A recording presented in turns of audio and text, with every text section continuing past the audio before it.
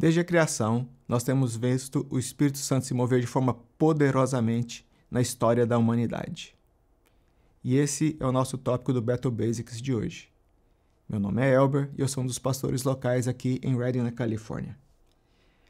Em Gênesis capítulo 1, primeiro capítulo da Bíblia, nós vemos que o Espírito pairava sobre a face da terra, que estava sem forma e vazia.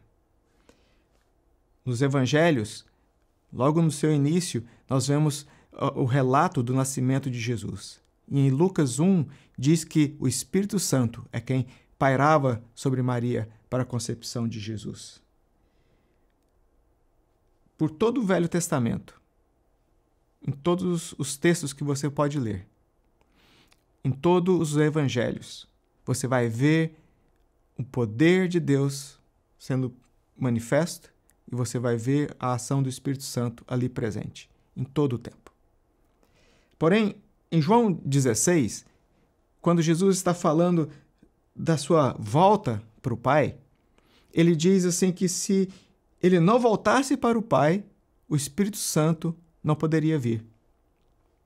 Claro que Jesus estava ciente que o Espírito Santo já estava presente na história da humanidade. Então, por que ele diz que se ele não voltasse para o Pai, o Espírito Santo não viria? Sabe, isso me fala de que algo diferente do que o mundo já havia conhecido estava para acontecer. Deus estava prestes a manifestar uma medida nova de seu poder. Sabe, e às vezes pensamos no poder do Espírito Santo como foi no dia de Pentecostes, relatados em Atos capítulo 2, onde teve grande mover, vento impetuoso, pessoas falando em línguas estranhas, um mover tal que impactou a cidade. Mas até mesmo antes disso, quando Jesus está prestes a voltar para o Pai e ele diz aos discípulos: recebereis poder ao descer sobre vós o Espírito Santo e sereis minhas testemunhas. E aí nós associamos então o poder do Espírito Santo à pregação do Evangelho. Às vezes, nós associamos o poder do Espírito Santo aos dons espirituais e vemos a lista de dons que está em 1 Coríntios 12 e pensamos que o mover do Espírito Santo é aquilo que está relatado ali naquela lista. Sabe, o Espírito Santo é muito mais do que isso. O poder do Espírito Santo vai muito além do que isso. Eu quero ler com você em João 16, se você puder abrir sua Bíblia, em João, capítulo 16, vou ler do verso 7 em diante. Mas eu lhes afirmo que é para o bem de vocês que eu vou. Se eu não for, o conselheiro não virá para vocês. Mas se eu for, eu o enviarei. Quando ele vier, convencerá o mundo do pecado, da justiça e do juízo. Do pecado, porque os homens não creem em mim. Da justiça, porque vocês não me verão mais. E do juízo, porque o príncipe deste mundo já está condenado. O primeiro ponto que eu quero fazer hoje é que Jesus disse que era para o meu benefício que o Espírito Santo viesse. E se Jesus diz que algo é para o meu benefício, eu creio que é para o meu benefício. Então, o Espírito Santo é para o meu benefício. O segundo ponto que eu quero fazer é que uma das primeiras descrições do poder do Espírito Santo é que ele nos convenceria do pecado, da justiça e do juízo. Sabe, não há mudança de caráter sem a ação do Espírito Santo. Não temos uma mudança de caráter porque seguimos uma doutrina religiosa. Mudança de caráter acontece de dentro para fora. E é o Espírito Santo que me convence do pecado. Sabe, Davi, ao escrever o Salmo 18, sabe, ele ainda não tinha palavras para isso que Jesus estava descrevendo sobre o Espírito Santo. Então ele diz assim: derrama luz nas minhas trevas. Sabe, era o Espírito Santo que pairava sobre a terra, que ainda estava sem forma e vazia. E é o Espírito Santo que derrama luz nas minhas trevas. Ele é quem me convence do pecado, da justiça e do juízo. Sabe, eu não sei se você já teve essa experiência. Não sei se você já se abriu para que o Espírito Santo falasse em sua vida. Se você nunca se abriu para que o Espírito Santo falasse na sua vida, eu gostaria de te dar uma oportunidade agora. Que nós orássemos a respeito. Sabe, isso não é para você se sentir acusado. Quem acusa é o inimigo. E nem é para se sentir envergonhado, porque Jesus diz que o Espírito Santo viria para o seu bem. Sabe, mas é preciso ter sinceridade e dizer: derrama luz nas minhas trevas. Eu gostaria de orar com você. Espírito Santo, vem sobre nós. Derrama luz nas minhas trevas. Vai no meu íntimo, Senhor. Remove tudo aquilo que é empecilho para o teu agir, para o teu mover. Amém.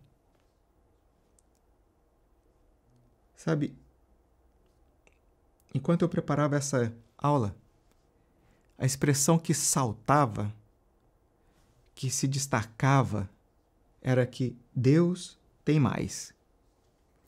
Quando eu li esse no capítulo 16 de João, esse versículo 8, é como que saltou da Bíblia para mim. Ele diz, quando ele vier. Eu senti que essa declaração de Jesus sobre o Espírito Santo era tão importante.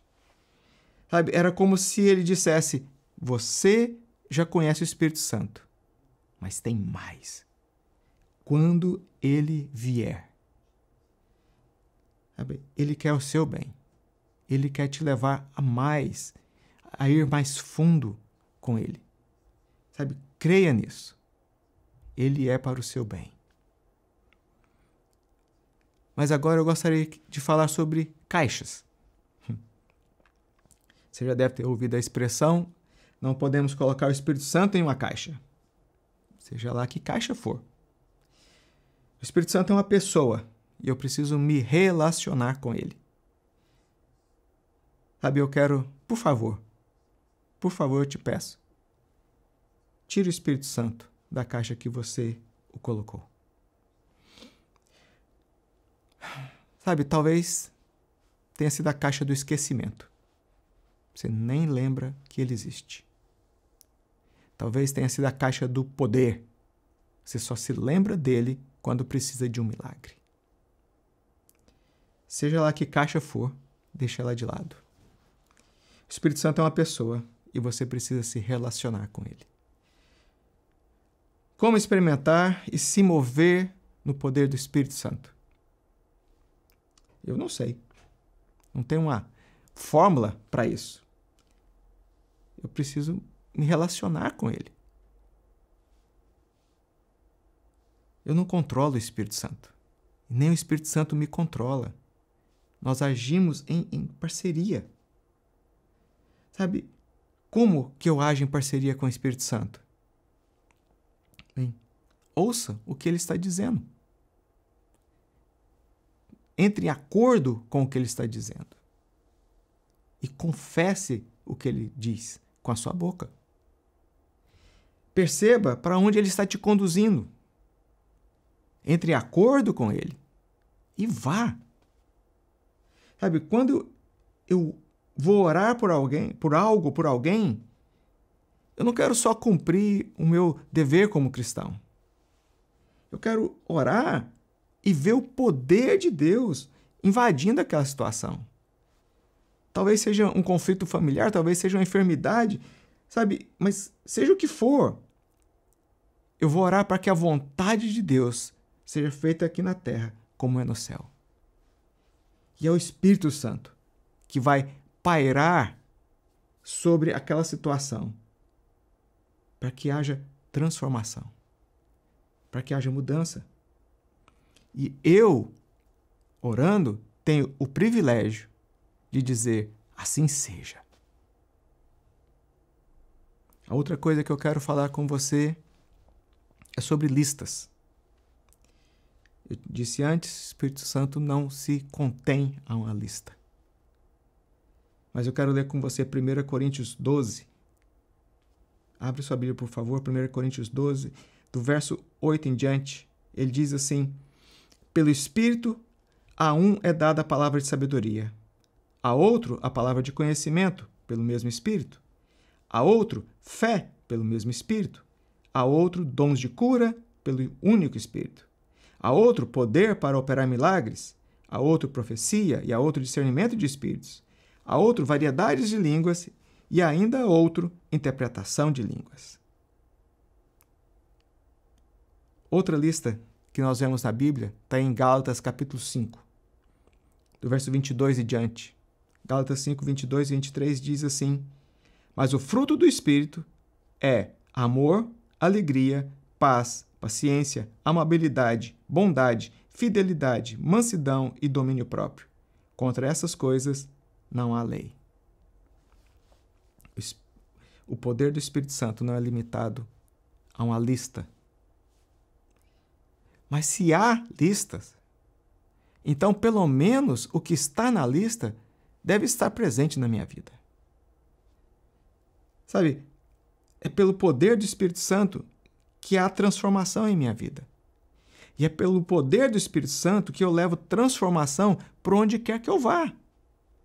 Sabe, Deus quer estabelecer o testemunho do fruto do Espírito na sua vida.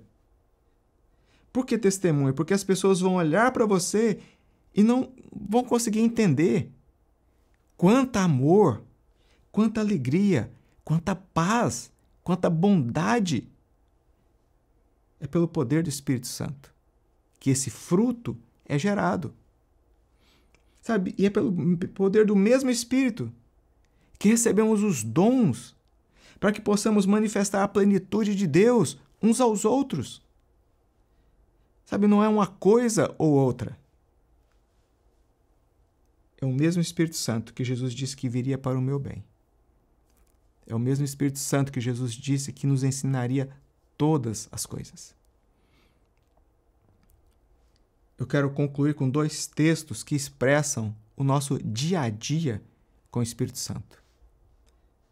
Romanos capítulo 8, verso 11 diz: e se o Espírito de Deus, que ressuscitou Jesus dos mortos, habita em vocês, o Deus que ressuscitou Cristo Jesus dos mortos dará vida ao seu corpo mortal, por meio desse mesmo Espírito que habita em vocês. Atos 10, 38 diz: sabem também que Deus ungiu Jesus de Nazaré com o Espírito Santo e com poder. Então Jesus foi por toda parte fazendo o bem e curando todos os oprimidos pelo diabo, porque Deus estava com ele. Sabe, o Espírito Santo está em mim para o meu benefício. E o Espírito Santo está sobre mim para o benefício de outros. O Espírito Santo habita em você, como nós lemos em Romanos 8. E ele te dá vida.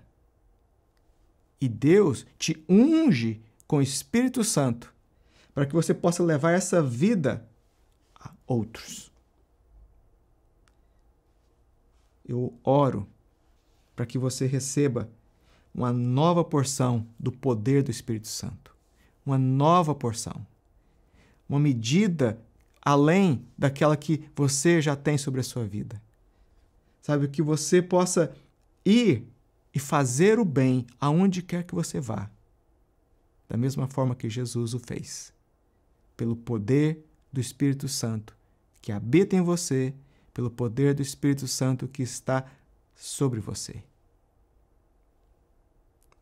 Sabe, Deus é bom, muito bom. E Ele te ama. Até a nossa próxima aula.